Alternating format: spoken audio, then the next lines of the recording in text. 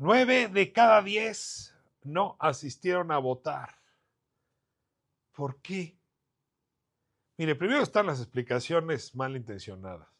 Hay quien nos echa la culpa a las y los periodistas, pues que denunciamos las irregularidades desde que empezó a discutirse la reforma judicial, o a quienes hicieron análisis, o a las barras de abogados, o a los especialistas en la justicia. Pero imagínese el enorme poder que tendrían estos sectores de la población, por cierto, bastante pequeños, para movilizar, o más bien para no movilizar 9 de cada 10, es ridículo. Hay quien ya se le ocurrió que el chivo expiatorio tienen que ser las autoridades electorales, que porque no hicieron bien su trabajo. A ver, si yo le entrego al cocinero una mala receta, no me puede esperar una buena cocina. Y eso fue lo que pasó. Esa reforma que se hizo al vapor, mal hecha, sin preguntarle a los expertos electorales, a las autoridades, pues desde luego que formuló una receta pésima y esa es parte de la explicación. Pero el tema de fondo se resume en una frase. ¿Por qué solo fue a votar 1 de cada 10 mexicanos o mexicanas? Pues porque los costos que implicaba ir a votar eran mucho más grandes que los beneficios, por lo menos percibidos por la población.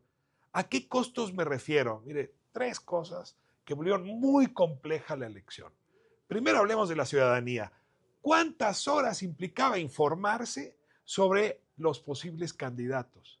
Y la información disponible era malísima. No hubo manera de hacer un voto informado porque esto se diseñó para desinformar. Y pues la ciudadanía es responsable, te encargan que emitas un voto, pero no puedes ser informado. Pues una de dos, o vas y votas por algunos y el resto al azar o de plano los anulas, o no te paras, que fue lo que hizo la mayoría de la gente. Segundo, lo complejo de llegar a la urna. En el Estado de México, hasta 10 boletas. Imagínense en Durango, en Veracruz, en fin, un desastre para lo que implicaba emitir un voto eficaz, serio, que asustó y empujó a la gente para irse lejos.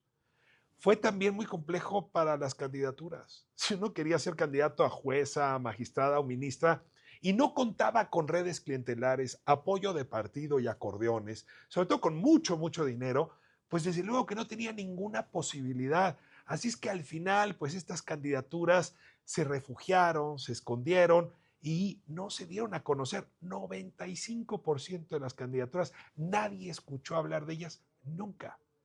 Y por último, los funcionarios de los centros de votación. Se tardaron entre 1 hora y 1 hora y media en organizar la elección porque era un desastre también, porque no les entregaron recursos, porque les dieron poco tiempo para capacitarlos, porque no tenían los elementos para poder orientar a las personas electoras.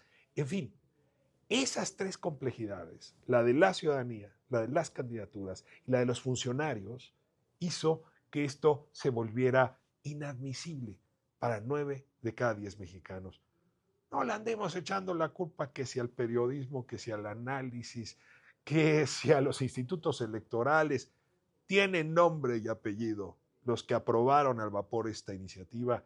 Y por cierto, se gastaron 40,000 millones de pesos de nuestro bolsillo, de las y los contribuyentes, en este bodrio, en este despropósito. Algo tendrá que ocurrir después. Sí, otra reforma judicial, porque con esta no podemos llegar al 2027.